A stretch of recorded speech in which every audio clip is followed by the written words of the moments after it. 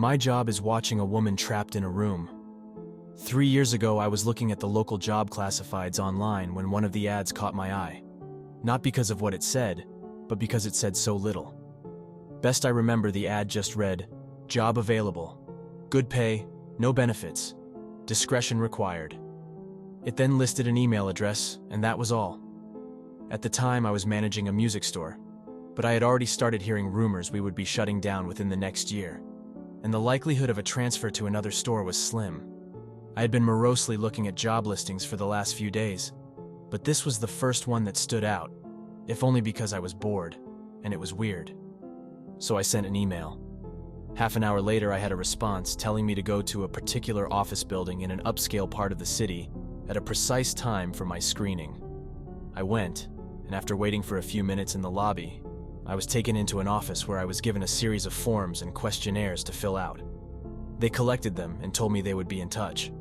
I had almost forgotten about the whole thing, until a month later I got a call saying I had moved on to the second stage of the hiring process. I was again given an address and time, and when I arrived, this time it was a different nice office park 20 miles away from the first one, I was met by a man who introduced himself as Mr. Solomon. He escorted me into a large room that contained a chair and a desk.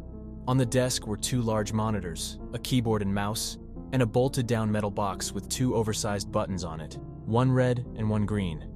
He told me this room was a model for the place I would be working if I took the job. He described the job as follows. I would be working 7 shifts of 6 hours every week. My job would be simple. I would arrive at work 10 minutes early and enter an outer area that was like a locker room. I would have my own personal locker. I would store all belongings in the locker and change into the provided work clothes. I was never, under any circumstances, to carry any item of my own into the surveillance room. I was never, under any circumstances, to take any item with me from the surveillance room. As for what I was to do in the surveillance room, I was told that the monitor on the left would constantly show a live stream from a high-definition camera in a remote location. My job was simply to watch the camera. Once an hour, I would get onto the computer attached to the right monitor and enter a brief log describing anything interesting that occurred in the last hour.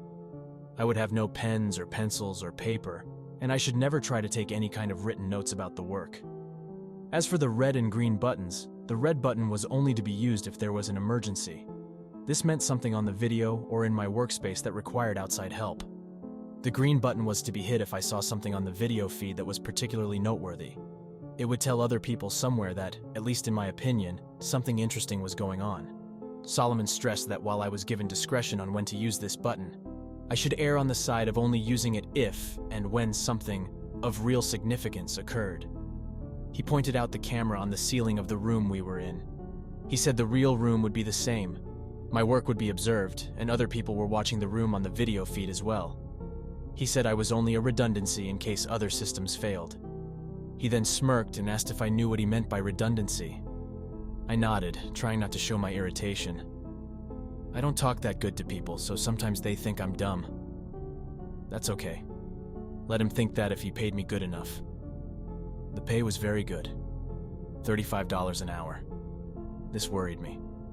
I was already thinking this was some kind of psych experiment or secret government job, which I was okay with.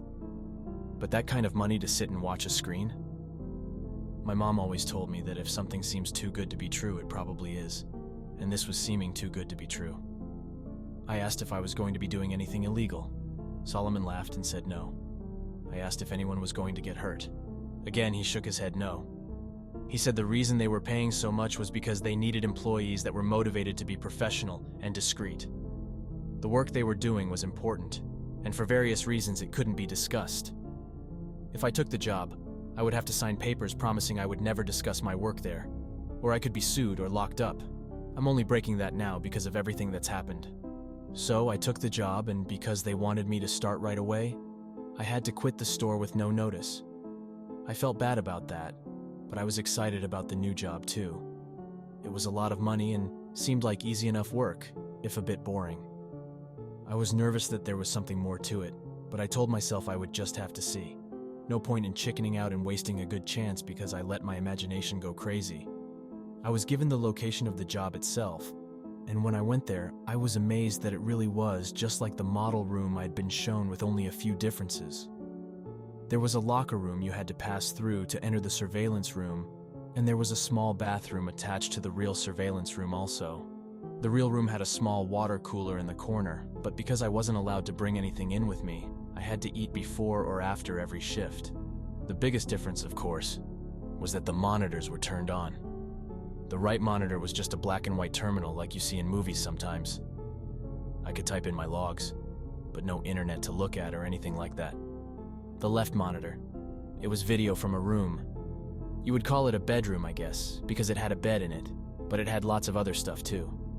A TV, a sofa and chairs, a couple of tables, and plenty of empty space in between. The camera must be high up in a corner because I could see pretty much everything except for the far sides of furniture. At first, though, I didn't notice any of that stuff. All I saw was her. She looked to be a little older than me and was very pretty. When I first saw her, she was laying on her side on the sofa. That was the part of the room farthest from the camera, but the picture was very clear and I could tell that she was sleeping. I found myself leaning into the monitor more so I could see her better, and then I thought about what I was doing and felt embarrassed. It's like I was spying on her. A peeping Tom, my mom used to call it. I didn't want to be a peeping Tom, but I didn't want to be silly either. I needed to think about it slow. It was a good job, and I wasn't doing anything wrong, right? I wasn't hurting anybody. The woman looked fine, and the room was nice. She probably agreed to be there, and it's all some experiment or something. I was just overreacting, so I sat down in the chair and began my work. It didn't take long before I understood more. The woman, I took to calling her Rachel, wasn't there of her free will. I never saw her hurt, but it was clear that she never left that room except to go into what I think is a bathroom area that my camera couldn't see. Well, she never left the room on her own. Periodically, usually a couple of times a week during my shifts, men and women in strange-looking outfits would come in and take her from the room. Sometimes she would struggle, but usually she would just go along with her head hung low. They would always bring her back, though the times when she wasn't brought back during my shift were always the worst for me. I would worry about her until I got to work the next day and saw her in the room watching TV or painting. She never looked hurt or even that upset except for when they took her. And even when she fought, they were always gentle with her. Still, I knew something was wrong. I considered quitting the job or hitting the red button and getting someone to come so I could get some answers, or calling the police and showing them what the camera was showing me. Except I was scared.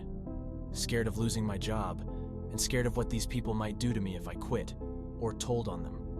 Solomon had told me when I took the job that part of being discreet was not asking questions.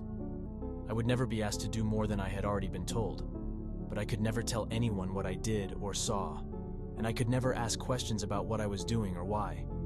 So I made excuses. It was all an experiment. She was crazy or sick and they were trying to help her. She was doing a job just like I was.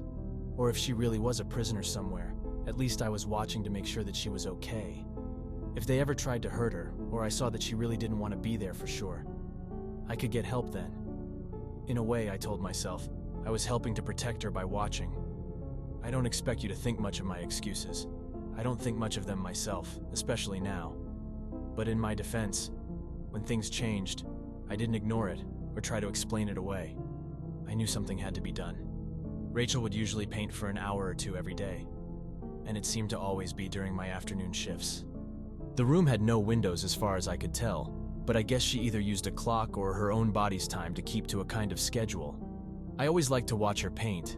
The thing she was painting was always facing the wrong way for me to see it, but I could see her face as she worked. She always looked peaceful and happy when she was painting, and seeing her that way, smiling serenely from time to time as she got something the way she wanted it, always made my day. I first noticed something was wrong when she started painting more frequently a few weeks ago. Her expression was more focused and serious, and there was a tension to her movements that I wasn't used to seeing. At first, I thought she was just really trying to work hard on something, and I wanted to tell her not to worry. Every few weeks, the others would come in and take the old paintings out anyway, bringing in a new stack of, I think the word is canvas. But it was more than her being focused. Something was wrong. She didn't look happy, and she was going for hours at a time. In the span of 3 days, she had finished 4 paintings. I had been growing more and more worried watching her work, and when she finished the 4th, I found myself telling her to just stop and rest a while. I had grown accustomed to talking to the monitor, talking to her in my own way. But she didn't stop. Instead, she began moving the paintings, arranging them on the back and seat of the long sofa at the far end of the room. This was the first time I had gotten to see any of the paintings. Even when the others were taking them out, they always seemed to be turned away from the camera. I was still worried about her, but I was also happy to finally see something she had worked on. Happy and amazed. They were beautiful. One was a beautiful green forest. Another was an old stone well. A third was a house sitting alone on a small island. The last was an old-fashioned looking movie theater.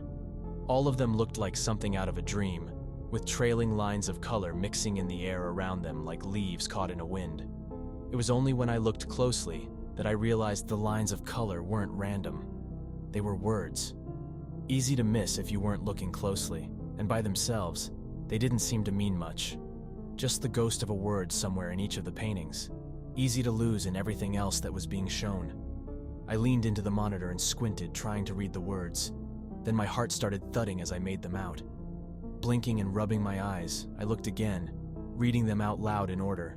Left to right, top pair, then bottom. "Please help me, Thomas!" I pushed back from the monitor, my hand over my mouth. I didn't know what to do. I didn't know how any of this could be happening. It wasn't just that she was asking for help, though that was a big part of it. It was that my name is Thomas.